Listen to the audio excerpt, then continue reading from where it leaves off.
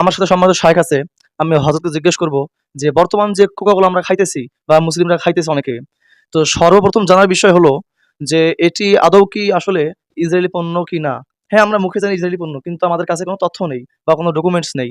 তো এই বিষয়টা আপনি যদি একটু ডকুমেন্টস আলোকে যদি আপনি আমাদেরকে যদি একটু বলতেন, তাহলে বিষয়টা আমাদের জন্য আরেকটু সহজ হতো আরকি। ধন্যবাদ। আসলে সাম্প্রতিক একটি অ্যাডকে কেন্দ্র করে বিষয়টি আবার মাথাচাড়া দিয়ে উঠেছে। আসলে যারা বলে যে বয়কট করে কোনো লাভ নেই, এই আলেম ওলামা এবং হুজুররা যে বয়কট করে এতে কোনো লাভ নেই। লাভ আছে কিনা এই অ্যাড থেকেই পুরো বাংলাদেশের মানুষ বুঝতে পারছে। তাদের ব্যবসাতে ব্যবসা যে একদম তলানিতে নেমে গিয়েছে। এজন্য তারা অ্যাড দিয়ে মানুষকে বোঝানোর চেষ্টা করছে, মানুষের ব্রেন ওয়াশ করার চেষ্টা করছে। সেই অ্যাডে তারা বলেছে যে এটা নাকি ইসরায়েলি পণ্য না। আমরা বলব যে আমরা শুধু সরাসরি ইসরায়েলি পণ্যকে আমরা বয়কট করছি না।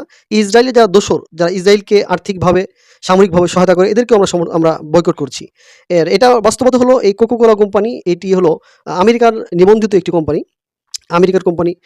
এর প্রধান ৩ টি স্টক হোল্ডার রয়েছে। এই ৩ টি স্টক হোল্ডারই ইসরায়েলে ব্যাপক পরিমাণ বিনিয়োগ করে থাকে।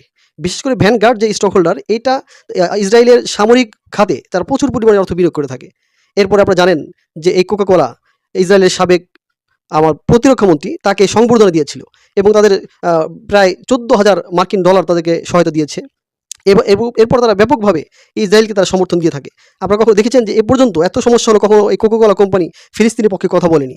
ফিলিস্তিনকে সাপোর্ট দিয়ে তারা কোনো কথা বলেনি। তারা যদি আসলেই ইসরায়েলের দোসর না হয়ে থাকে, ইসরায়েলের সমর্থক না হয়ে থাকে তাহলে বলুক, তারা বলে দিক যে আমরা ফিলিস্তিনকে সাপোর্ট করি, ফিলিস্তিনে যে অন্যায় অত্যাচার হচ্ছে এটাকে আমরা সমর্থন করি না। এরপর আরেকটা বিষয় আপনারা যদি লক্ষ্য করেন, তারা সেই অ্যাডে বলেছে যে ফিলিস্তিনে নাকি তাদের ফ্যাক্টরি রয়েছে। এটা একদম বিলকুল একটা বানোয়াট ভিত্তিহীন কথা।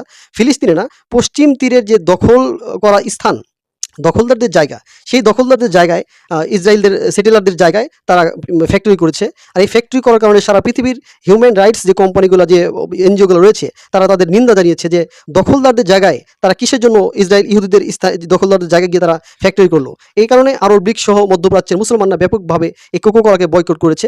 মূলত তারা যে দখলদারদের যে জায়গা সেটা হচ্ছে আটা রোড নামক জায়গায়, যেটা ফিলিস্তিনের জায়গা ছিল, সেখানে ইসরায়েলি ইহুদিরা জোর জবরদখল করে দখল করেছে, সেখানে ফ্যাক্টরি করেছে। অর্থাৎ তারা ইসরায়েলকে সমর্থন দিচ্ছে, অবৈধ রাষ্ট্র ইসরায়েলকে সমর্থন দিয়ে তাদের দখলকৃত জায়গায় তারা ফ্যাক্টরি করেছে। এ থেকে প্রতীয়মান হয় যে এই ইহুদি যে কোকা-কোলা কোম্পানি এরা প্রত্যক্ষ ডিরেক্ট ইসরায়েলি পণ্য না হলেও এরা ইসরায়েলের সমর্থকদের পণ্য। আর আপনারা জানেন যে বর্তমান যে এই ইসরায়েলের যুদ্ধ, এর প্রধান সমর্থক এবং শক্তি যোগানদাতা হলো আমেরিকা।